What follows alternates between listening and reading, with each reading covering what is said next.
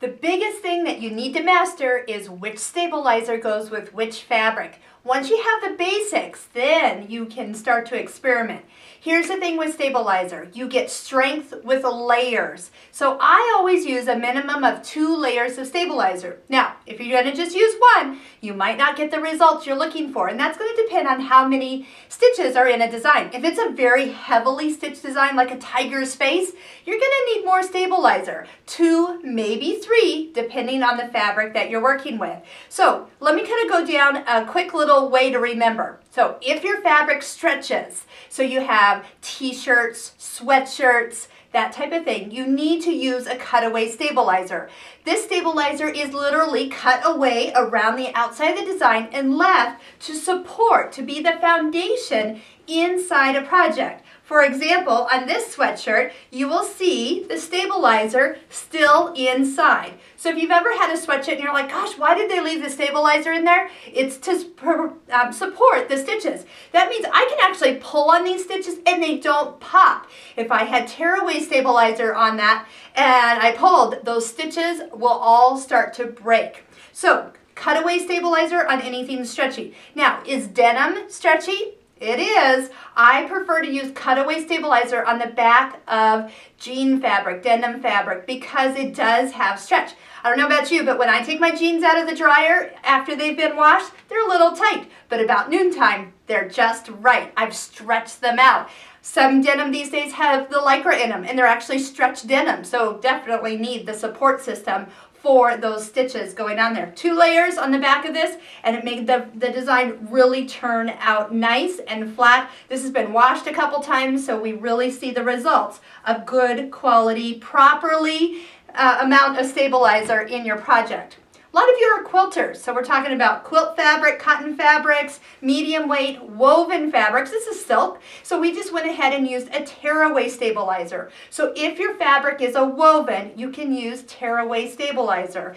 That will allow you to tear it away nicely from back behind it and then be able to quilt it or not see it if it is going to be seen on the back side and not like covered up or quilted in. That is a nice stabilizer. But remember, just because you want to not see it doesn't mean you want to change out on stretchy fabrics.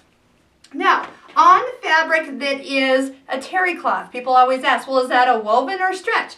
Well, technically, all fabric is stretch because I don't know about you, but last time I tried to sew on the diagonal, it was a little wavy because it stretches from on that bias edge. So all fabric has stretch to it. So if you're going to run out of stabilizer, don't run out of the cutaway because you can always use cutaway stabilizer on the back of a woven fabric. So it's kind of like the universal stabilizer. Maybe not the best one for the final result, because would you want a cutaway stabilizer on the back of a towel? Probably not. You'll probably want to use a tearaway stabilizer. You want to remove it so nobody sees it on the back side.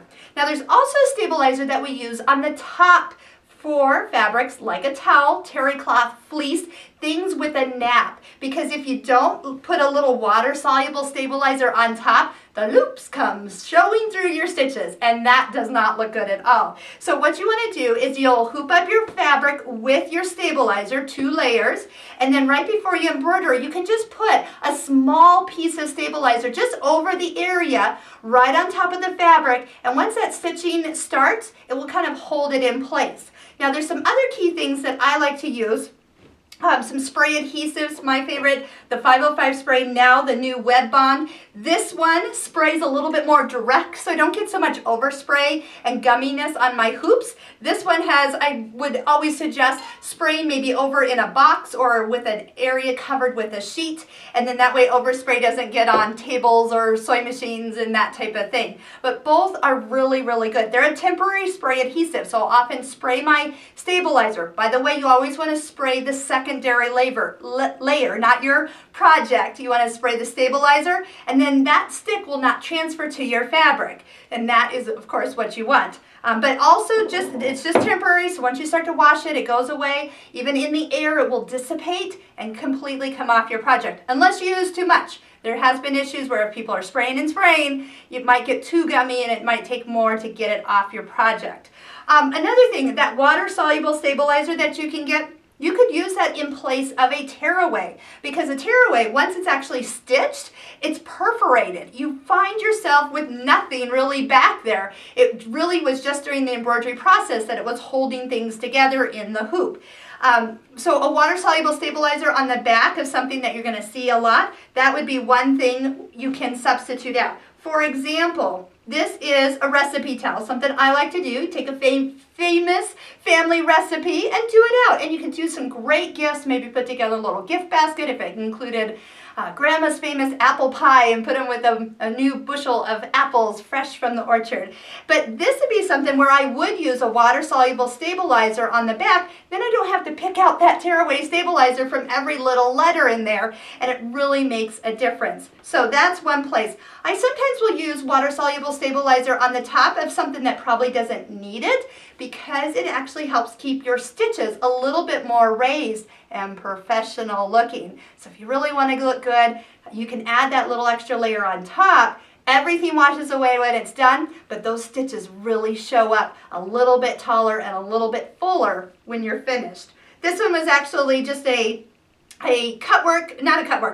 cross-stitch design that was stitched on a towel where you would normally do by hand. This was done with embroidery software. That's something you want to talk to your local Husqvarna Viking dealer about software to add and go on further and use your machine for something totally more fun. All right, another thing people will sometimes use, you've got a lot of designs that are considered quilting designs. Very easy to stitch. These designs they don't take hardly any time at all. And we're going through all the layers. So we're going through your quilt top, your batting, and your back, and you don't need stabilizer because the batting will act as your stabilizer. I'll tell you, it looks so good. It will take you longer to hoop up the project than it will to actually stitch the design out, because by the time you get it hooped and on the machine and fabric moved around, and that design stitches out super quick. So that's just kind of a quick rundown with stabilizer. You heard me talk about hooping the stabilizer with your fabric. You're going to have a much better success if you do that. So when all the fabric stabilizer is all together in the hoop. Now there's times where you can't hoop something, so you can use the stabilizer and just hoop the stabilizer. You can use some temporary spray adhesive, spray the middle of the hoop and stick it down. Some of the stabilizers are actually a sticky stabilizer where they actually have a peel away and you stick your project down and it doesn't go anywhere while it's embroidering. It's usually a tear away, and then you tear that all away from your project and really holds it very nice. Also, stabilizers come in usually a couple different sizes. So if you're working with your smaller hoop for a project, why waste the extra stabilizer from a taller roll? Spend the extra money, get a small roll, you'll use it up, and then that way it's just right for the hoops that you're working with.